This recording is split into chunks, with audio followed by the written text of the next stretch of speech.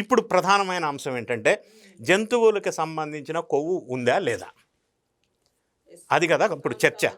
అయితే ఇప్పుడు NDDB report నేను ప్రామాణికంగా తీసుకుంటా, ఎందుకంటే భారతదేశంలోనే అత్యున్నతమైన ప్రమాణాలు గుర్తింపు కలిగిన ఒకే ఒక సంస్థ నేషనల్ డైరీ డెవలప్మెంట్ బోర్డ్, దాన్ని మించింది లేదు ఇండియాలో.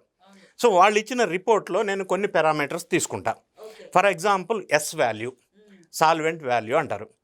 యాక్చువల్గా నెయ్యి స్వచ్ఛమైన నెయ్యి తయారు చేసి ఉండుంటే కెమికల్స్ నుంచి కాకుండా అందులో ఎస్ వాల్యూ 97 నుంచి 102 ఉండాలి. ఇప్పుడు వీళ్ళు పెట్టిన కల్తీ నెయ్యి లాంటి లిక్విడ్లో 117.25 ఉంది ఎస్ వాల్యూ. దాని మీనింగ్ ఎన్డీడీబీ ఏమి డిస్క్రిప్షన్లో ఇచ్చిందంటే, ఇంత ఎక్కువ ఎస్ వాల్యూ ఉంది అంటే జంతువులకి సంబంధించిన, అంటే పంది, గొడ్డు, ఫిష్ సంబంధించిన దానితోటి దీన్ని తయారు చేశారు అనేది ఒక మీనింగ్ ఇచ్చారు వాళ్ళు. రెండోది ఆర్ఎం వాల్యూ అని ఇంకోటి ఉంటుంది. ఆర్ఎం వాల్యూ ఉండవలసిన దానికంటే అబ్నార్మల్ ఉంది. దాని వివరణ ఏమిచ్చారంటే ఎన్డీబీ, ఇది జంతువుల అవశేషాలు ఉంటే ఇది ఇట్లా ఉంటుంది అని. ఇక మూడో పాయింట్, స్వచ్ఛమైన నెయ్యి అనేది బట్టర్ నుంచి తయారు చేస్తారు.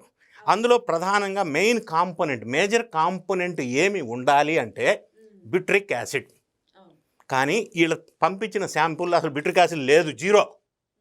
అంటే అసలు నెయ్యే కాదు అది, ఇంకా డిస్కషన్ ఏంటి?